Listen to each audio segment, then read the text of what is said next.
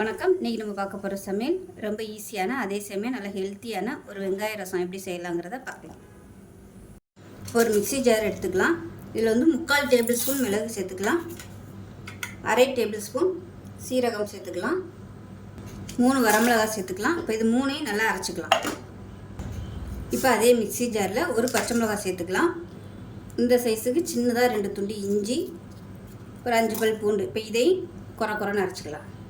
இப்போ அதே mixie jar எடுத்துக்கலாம். 10லேருந்து 12 சின்ன வெங்காயம் சேர்த்துக்கலாம். இதையும் குறைன்னு அரைச்சிக்கலாம். இப்போ ஒரு பேன் எடுத்துக்கலாம். இதில் வந்து நெய் சேர்த்துக்கலாம். இப்போ இதில் எண்ணெய் கொஞ்சம் சேர்த்துக்கலாம். ஒரு 2 டீஸ்பூன் போல் எண்ணெய் சேர்த்துக்கலாம். இப்போ எண்ணெய் நல்லா சூடாயிருச்சு. ஒரு டீஸ்பூன் போல் கடுகு உளுந்து சேர்த்துக்கலாம். கொஞ்சமாக வெந்தயம் சேர்த்துக்கலாம். ஒரு 3 வரமிளகாயை சேர்த்துக்கலாம்.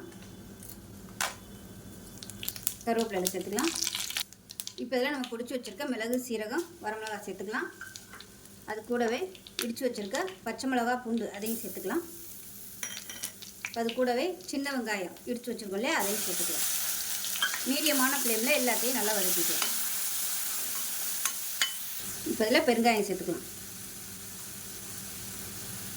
சேர்த்துட்டு நல்லா வதக்கி விட்டுக்கலாம். மீடியமான ஃப்ளேம்லேயே வதக்கி விட்டுக்கோங்க. இப்போ இதில் பார்த்தீங்கன்னா 2 தக்காளி மிக்சியில் அடித்து வச்சுருக்கேன். அது கூடவே சின்ன லெமன் சைஸுக்கு புளியும் கரைச்சிட்டு இதோட சேர்த்து வச்சுருக்கேன். இப்போ இந்த இதை சேர்த்துக்கலாம்.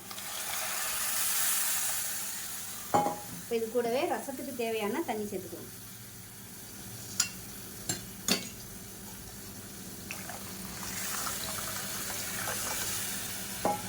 இப்போ இதில் பருப்பு கரைச்சி வச்சுருக்கேன். அது வந்து ஒரு 1/4 கப் அளவுக்கு சேர்த்துக்கலாம். சேர்த்துட்டு கலந்து விட்டுக்கலாம்.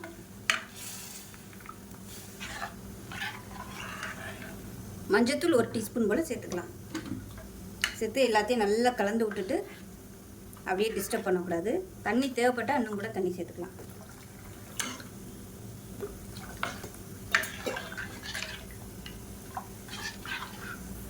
இப்போ எல்லாமே நல்லா கலந்து விட்டாச்சு. அப்படியே கொதிக்கட்டும். அப்படியே நுர கட்டி வரணும். இப்போ பாருங்கள், நல்லா அப்படியே நுர கட்டி வந்துருச்சு. இந்த ஸ்டேஜில் அமர்த்திடலாம். அமர்த்திட்டு உப்பு சேர்த்துக்கோங்க. தேவையான அளவுக்கு உப்பு சேர்த்துட்டு நல்லா பொடியாக நறுக்கின கொத்தமல்லி இலையும் சேர்த்துட்டு அப்படியே மூடி வச்சிடலாம். இருக்குன்னு பார்க்கலாம். இப்போ பாருங்கள், ரசம் வந்து சூப்பராக ரெடி ஆயிடுச்சு. அருமையான வெங்காய ரசம். குறைவான சாதத்துக்கு இந்த வெங்காய ரசம் ஊற்றி சாப்பிட்டிங்கன்னா சூப்பராக இருக்கும். செஞ்சு பாருங்கள். செஞ்சு பார்த்துட்டு எப்படி இருந்துச்சுங்கிறத சொல்லுங்கள். வீடியோ பிடிச்சிச்சின்னா லைக் பண்ணுங்கள், கமெண்ட் பண்ணுங்கள், சேனலை சப்ஸ்கிரைப் பண்ணுங்கள், பக்கத்தில் பெல் பட்டனையும் ப்ரெஸ் பண்ணுங்கள். நன்றி.